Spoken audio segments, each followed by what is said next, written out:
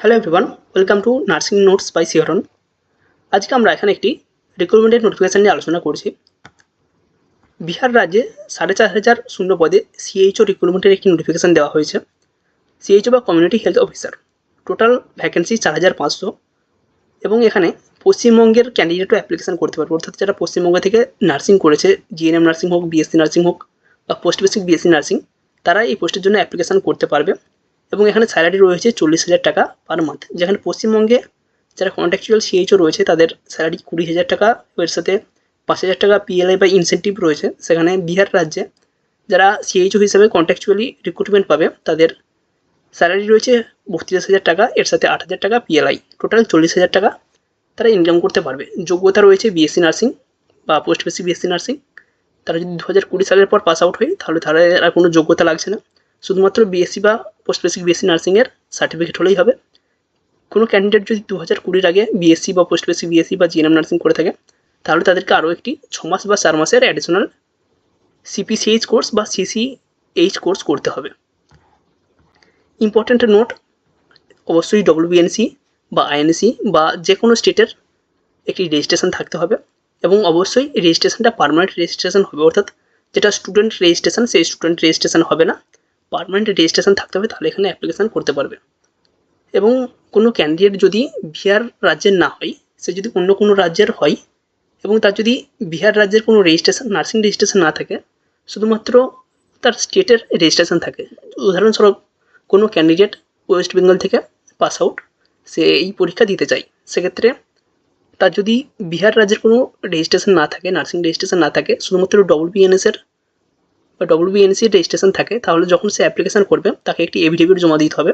একটি 100 টাকা স্ট্যাম্প পেপারে একটা এফিডেভিট লেখা থাকবে, যেখানে উল্লেখ করে থাকবে যে সেই ক্যান্ডিডেট ওয়েস্ট বেঙ্গল থেকে পাস আউট, তার ওয়েস্ট বেঙ্গলের রেজিস্ট্রেশন সার্টিফিকেট রয়েছে কিন্তু বিহারের রেজিস্ট্রেশন সার্টিফিকেট নেই, এবং সে যদি সিলেক্টেড হয় 90 দিনের মধ্যে, জয়েনিং করে 90 দিনের মধ্যে সে এই বিহার রাজ্যের নার্সিং রেজিস্ট্রেশন সার্টিফিকেট ওখানে জমা দেবে এবং ওটা আপাতত এফিডেভিটে থাকবে।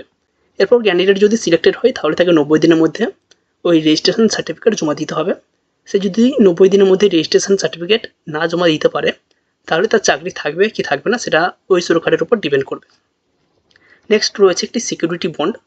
এখানে একটি বন্ডের কথা বলা হয়েছে, যেখানে বলা হয়েছে যে সমস্ত ক্যান্ডিডেট সিলেক্টেড হবে তারা যখন চাকরিতে জয়েন করবে তাদেরকে একটি বন্ডে সাইন করে ঢুকতে হবে এবং এই বন্ডে ক্লিয়ারলি উল্লেখ থাকবে ক্যান্ডিডেটকে অবশ্যই 18 মাস চাকরি করতে হবে।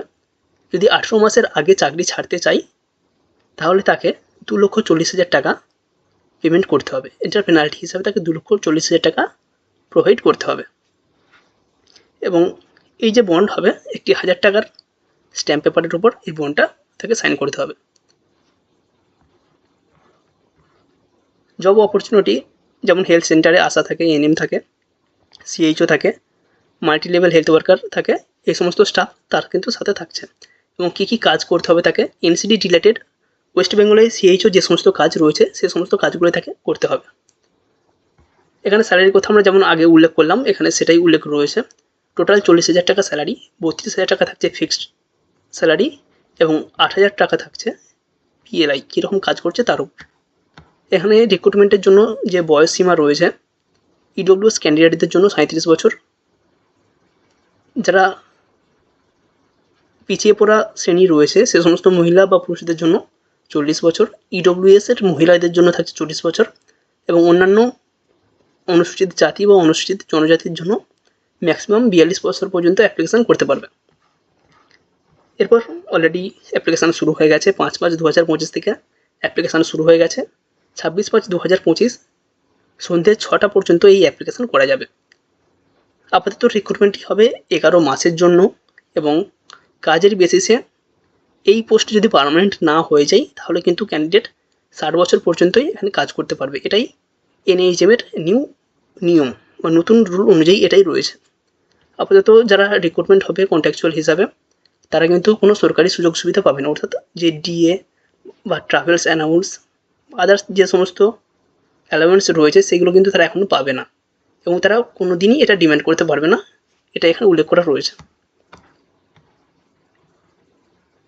অ্যাপ্লিকেশান হবে সম্পূর্ণ অনলাইনে অ্যাপ্লিকেশান করার সময় কেউ যদি কোনো কাস্টের ক্যান্ডিডেট হিসেবে অ্যাপ্লিকেশান করতে চায় তাহলে তাকে ডোমিসাইল সার্টিফিকেট দিতে হবে একটি, এবং সে যেই কাস্টের সেই কাস্টের প্রমাণপত্র এখানে দিতে হবে।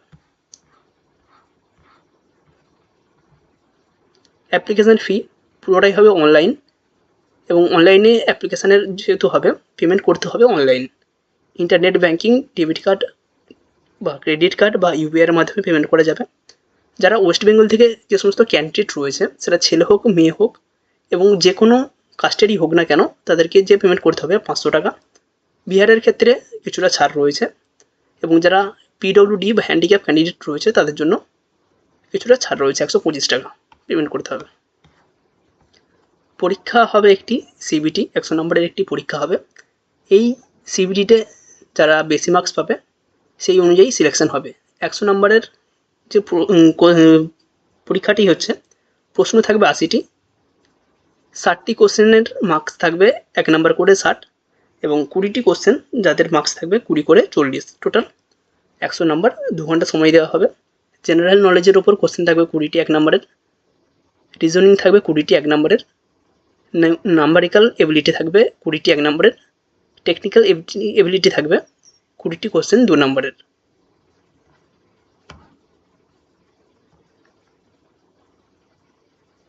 এখানে নর্মালাইজেশনের কথা রয়েছে, যদি অনেক সংখ্যক ক্যান্ডিডেট এখানে অ্যাপ্লিকেশান করে তাহলে এখানে একটি নর্মালাইজেশনের জন্য নিয়ম রাখা হয়েছে। যেহেতু দুটো বা তিনটে শিফটে বা একদিন বা দুদিনের বেশি সময় ধরে পরীক্ষা হবে, সেক্ষেত্রে নর্মালাইজেশন হতে পারে।